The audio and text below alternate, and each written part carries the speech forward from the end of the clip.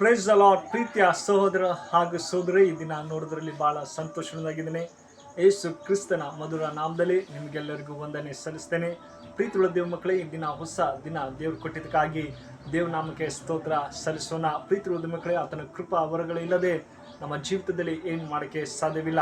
ಪ್ರೀತಿಯುಳ್ಳ ಮಕ್ಕಳೇ, ಈ ದಿನ ದೇವರು ಒಂದು ಒಳ್ಳೆ ವಾಗ್ದಾನ ಕೊಟ್ಟಿದ್ದಾರೆ. ಏನಂದರೆ ಅವರು ಅಗತ್ಯವಿದ್ದೆ ಒಂದು ವಿಭಿನ್ನ ಹಣ್ಣು ಎಂಬುದಾಗಿ. ಹೌದು ಪ್ರೀತಿ ಮಕ್ಕಳೇ, ದೇವರು ವಿಭಿನ್ನವಾದ ಹಣ್ಣುಗಳು ನಮ್ಮನ್ನು ಕೊಟ್ಟಿದ್ದಾರೆ.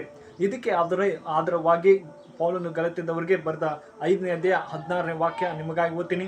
ದಯಮಾಡಿ ನಿಮ್ಮಲ್ಲಿ ಸತ್ಯವೇದವಿದ್ದರೆ ತೆಗೆದು ಧ್ಯಾನಿಸಬೇಕೆಂಬುದಾಗಿ ನಾನು ಕೇಳಿಕೊಳ್ಳುತ್ತೇನೆ. ಅಲ್ಲಿ ಹೀಗೆ ಹೇಳ್ತಾರೆ ನೋಡಿ, ಪೌಲನು ಹೇಳ್ತಾರೆ, ನಾನು ಹೇಳುವುದೇನೆಂದರೆ ಪವಿತ್ರಾತ್ಮನು ಅನುಸರಿಸಿ ನಡೆದುಕೊಳ್ಳಿರಿ, ಆಗ ನೀವು ಶರೀರ ಭಾವದ ಅಭಿಲಾಷೆಗಳನ್ನು ಎಷ್ಟು ಮಾತ್ರಕ್ಕೂ ನೆರವೇರಿಸುವುದಿಲ್ಲ.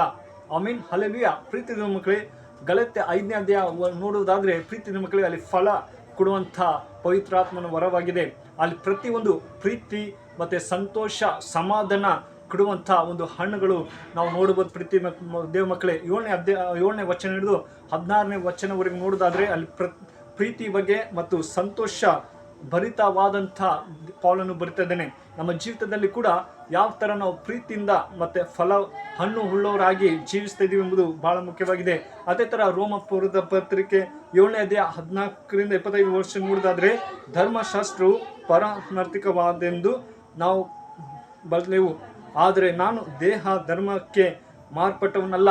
ನೋಡಿ, ದೇಹಕ್ಕೆ ಮಾರ್ಪಟ್ಟವನಲ್ಲ, ಪಾಪದ ಸ್ವಾಧೀನದಲ್ಲಿರುವುದಕ್ಕೆ ಮಾರ್ಪಟ್ಟವನಾಗಿದೆ. ಆಮೀನ್, ಹಲ್ಲೆಲೂಯಾ. ನಮ್ಮ ಜೀವಿತ ಪಾಪದಲ್ಲಿ ನಾವು ಮಾರ್ಪಟ್ಟಿದ್ದೇವೆ. ಪ್ರೀತಿಯ ಮಕ್ಕಳೇ, ನಾವು ದೇಹಕ್ಕೆ ಮಾರ್ಪಡದೆ ದೇವರು ನಮ್ಮನ್ನು ಕ್ಷಮಿಸುವಂಥ ದೇವರು. ಆತನ ಒಂದು ಪವಿತ್ರಾತ್ಮನ ವರಗಳಿಂದ ನಮ್ಮನ್ನು ಪ್ರೀತಿ, ಸಂತೋಷ, ಸಮಾಧಾನ ಎಲ್ಲವನ್ನು ಕೊಡುವಂಥ ಸರ್ವಶಕ್ತರಾಗಿದ್ದಾರೆ. ಅದೇ ಥರ ನೋಡುವುದಾದರೆ ಪ್ರೀತಿಯ ಮಕ್ಕಳೇ, 7ನೇ ವಚನ ಇರುತ್ತದೆ, ಇದಿರಿ ನೀವು ಸತ್ಯವನ್ನು ಅನುಮತಿಸಿದಂತೆ ಯಾರು ನಿಮ್ಮನ್ನು ತಡೆದರು? ಈ ಬೋಧನೆಯ ನಿಮ್ಮನ್ನು ಕರೆದಾತನಿಂದ ಹುಟ್ಟಿದ್ದೆಲ್ಲವ ಸ್ವಲ್ಪ ಉಳಿದ ಕಣ್ಣಿವೆಲ್ಲ ಉಳಿದಾಗುವುದೆಂಬುದಾಗಿ. ಹೌದು ಪ್ರೀತಿಯ ಮಕ್ಕಳಿಗೆ, ನಾವು ಪೌಲನು ಹೇಳುವ ಹಾಗೆ ಫಲಭರಿತರಾಗಿ ನಾವು ಜೀವಿಸಬೇಕು ಎಂಬುದಾಗಿ ದೇವ್ರ ವಾಕ್ಯ ಹೇಳ್ತದೆ. ನೋಡಿ, ಅದೇ ನಾನು ಹೇಳುವುದೆಂದರೆ ಪವಿತ್ರಾತ್ಮನನ್ನು ಅನುಸರಿಸಿ ನಡೆದುಕೊಳ್ಳಿರಿ. ನೋಡಿ, ನಾವು ಪವಿತ್ರಾತ್ಮನ ಅನುಸರಿಸಿ ನಡೆದುಕೊಳ್ಳಬೇಕೆಂಬುದಾಗಿ ದೇವ್ರ ವಾಕ್ಯ ಹೇಳ್ತದೆ. ಪ್ರತಿದಿನ ದೇವರೇ ನೀನು ಪ್ರೀತಿ ಫಲವನ್ನು ಕೊಡುವಂಥ ದೇವರು. ಪವಿತ್ರಾತ್ಮನಿಂದ ನಾವೇನು ಬೇಡ್ತೇವೋ ಅದನ್ನೆಲ್ಲ ಕೊಡುವಂಥ ಸರ್ವಶಕ್ತರಾಗಿದ್ದಾರೆ. ಈ ದಿನಗಳನ್ನು ನೋಡೋದಾದರೆ ಪವಿತ್ರಾತ್ಮನ ಬಗ್ಗೆ ನಾವು ಯಾವ ರೀತಿಯಲ್ಲಿ ಹೊಂದಿಕೊಳ್ತಾ ಇದ್ದೀವಿ ಎಂಬುದು ಭಾಳ ಮುಖ್ಯವಾಗಿದೆ. ನಮ್ಮ ಜೀವಿತದಲ್ಲಿ 3 ಅಂಶ ನಾವು ಹೊಂದಿಕೊಳ್ಬೇಕು: ಪ್ರೀತಿ, ಸಂತೋಷ, ಎಲ್ಲವನ್ನು ದೇವರು ನಮ್ಮನ್ನು ಅನುಗ್ರಹಿಸಿದ್ದಾರೆ. ಆ ಫಲನ ಯಾವ ರೀತಿಯಲ್ಲಿ ಅನುಭವಿಸ್ತಾ ಇದ್ದೀವಿ ಎಂಬುದು ಬಹಳ ಮುಖ್ಯವಾಗಿದೆ. ಅದೇ ಥರ ರೋಮ 8ನೇ ಅಧ್ಯಾಯ 26ನೇ ವಚನ ನೋಡೋದಾದ್ರೆ ಪ್ರೀತಿ ಮಕ್ಕಳೇ, ಹಾಗೆ ಪವಿತ್ರಾತ್ಮನು ಸಹ ನಮ್ಮ ಆಸಕ್ತಿಯನ್ನು ನೋಡಿ ನಮ್ಮ ನರಳಾಟದಿಂದ ಏನು ಬೇಡ್ತಾರೋ ಅದು ನಮಗೆ ಗೊತ್ತಾಗಲ್ಲ. ನಾವು ಪ್ರಾರ್ಥನೆ ಏನು ಮಾಡ್ತೀವೋ ನಮಗೆ ಗೊತ್ತಲ್ಲ, ಆದರೆ ಪವಿತ್ರಾತ್ಮನಿಂದ ನಾವು ಪ್ರಾರ್ಥನೆ ಮಾಡೋಕ್ಕೆ ಸಾಧ್ಯ. ಹೌದು ಪ್ರೀತಿಯ ಮಕ್ಕಳೇ, ಪ್ರತಿ ಕ್ಷಣಲ್ಲೂ ದೇವರ ಆತ್ಮನಿಂದ ನಾವು ತುಂಬಿಸಬೇಕು. ಪವಿತ್ರಾತ್ಮನ ವರಗಳಿಂದ ನಾವು ಜೀವಿಸುವಾಗ ವಿಶೇಷವಾಗಿ ಫಲವನ್ನು ಕೊಡುವಂಥ ದೇವರಾಗಿದ್ದಾನೆ. ನಾವು ಪ್ರತಿದಿನ ದೇವರಲ್ಲಿ ನಾವು ಇರಬೇಕು.